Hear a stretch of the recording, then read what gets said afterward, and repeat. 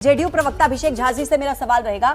अभिषेक जी बताएं, क्योंकि सवाल ये उठ रहे हैं, आपने शिक्षा मंत्री को खुद सुना, वो कह रहे हैं कि अंग्रेजी के अध्यापक नहीं मिल पाते हैं, साइंस के अध्यापक नहीं मिल पाते, इसीलिए ये फैसला लिया गया।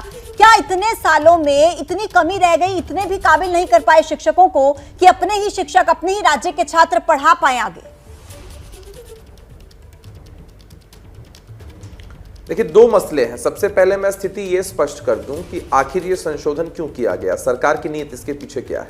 जो बेसिक कारण है वो ये है कि किसी भी आयोग के माध्यम से जब किसी भी प्रदेश में परीक्षा होती है, अगर सिर्फ उस प्रदेश, सिर्फ बिहार के नागरिक अगर इसमें शामिल हो रहे होते तो सरकार के पास इस बात की आशंका थी, संभावना थी कि कोई भी व्यक्ति यदि न्यायालय में चला जाता तो पूरी की पूरी बहाली प्रक्रिया ही लंबित हो जाती। इससे पहले भी 6 केसेस ऑलरेडी हाईकोर्ट में इसके अगेंस्ट जा चुके हैं।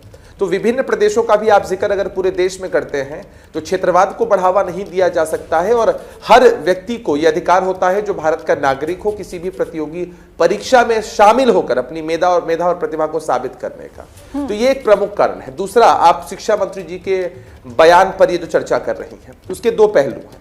पहला, जब हमारे पास ज्यादा ऑप्शंस होते हैं, जब कंपटीशन में ज्यादा लोग बैठ रहे होते हैं तो निश्चित रूप से जो छन कर आते हैं वो और बेहतर होते हैं। लेकिन हम लोग इस बात से जरा भी इत्तेफाक नहीं रखते हैं कि किसी भी व्यक्ति का आशय अगर इस संदर्भ में है कि बिहार के बच्चों अभ्यर्थियों में मेधा और प्रतिभा की कमी है तो ये कहीं से उचित नहीं है। बिहार के बच्चों ने अपनी मेधा और प्रतिभा को देश ही नहीं अपितु पूरे विश्व के स्तर पर जो तर्क आप दे रहे हैं कि ज्यादा विकल्प होते हैं तो बेहतर छात्र, बेहतर शिक्षक चुनकर आते हैं, क्या ये इतने सालों के बाद सरकार को याद आया और इसे पॉलिटिकल मूव क्योंकि बताया जा रहा है? पार्टियां ये कह रही कि पॉलिटिकल मूव है 2024 से पहले आपका।